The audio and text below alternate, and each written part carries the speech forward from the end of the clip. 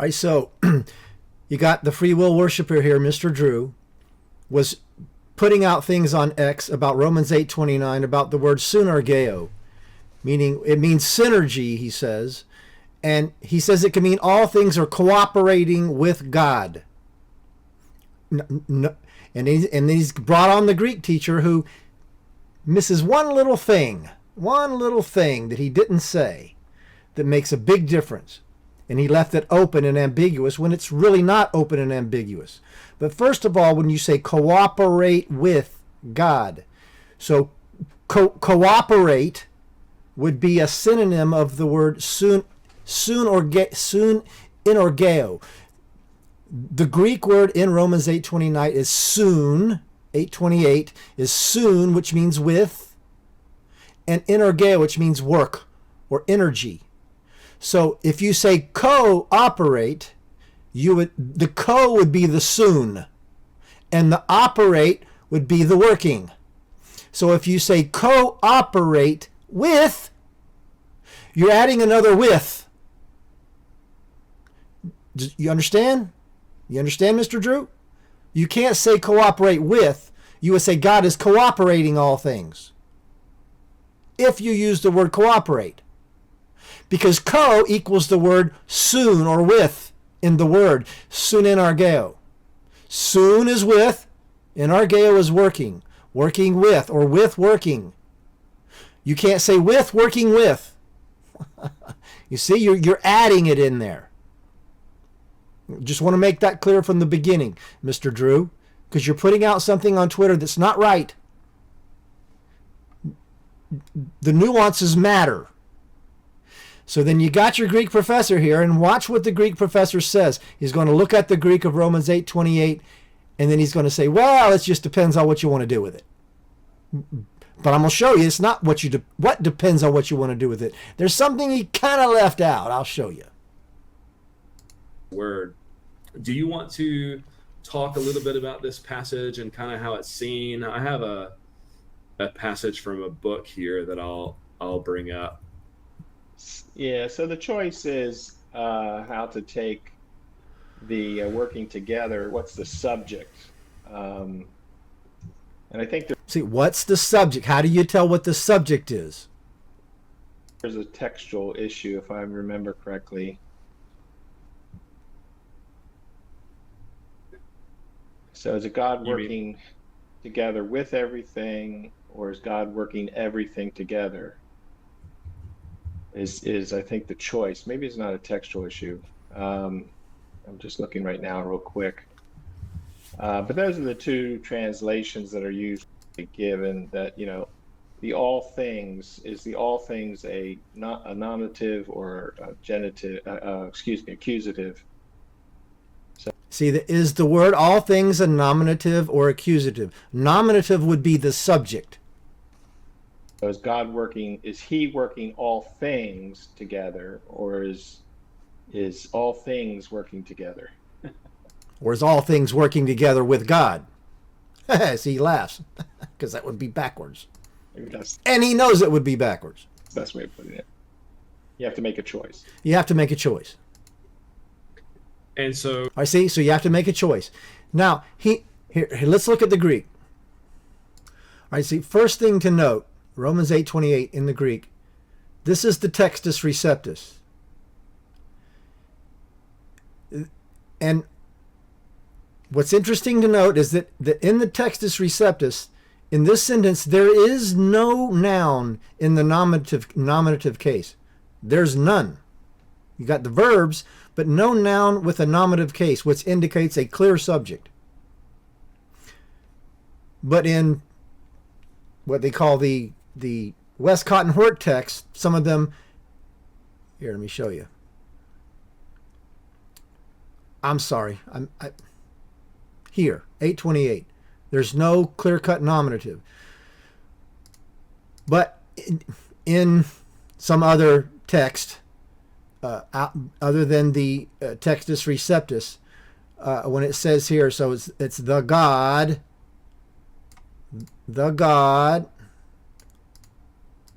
all working together. Now, in other Greek text, right here in this space, right here, it's called a variant. There's a variant. They add the God in the nominative case. I have an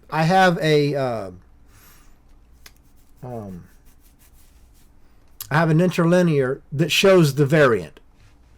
So people came along later and they see that there's no clear nominative in this sentence, so they're probably adding it. And I mean, I can understand why they would add it. They want to make sure people understand that God is the subject. But there's another way to tell. So the trick is to find the subject of the sentence, because there's no subject specifically stated in Greek by the spelling of the words. You understand? The subject is not specifically stated in Greek by indication of how the words are spelled, which is what you can do in Greek. But you got two verbs, loving and the God. And the God here is accusative. So it's receiving the action of the ones loving. The ones loving the God. So God is receiving the action of the ones loving. Then you got this verb, working with. And all, or everything, is receiving the action of working with. You see that? So the question is, who's the one working? What's the subject? Well, the key lies right here in the verb. Verbs do not have case and gender, but they have number. And this right here indicates that it is singular. The verb is singular. This is plural. So it doesn't match up to be the subject. So everything or all things doesn't match up with the verb to be the subject because it differs in number.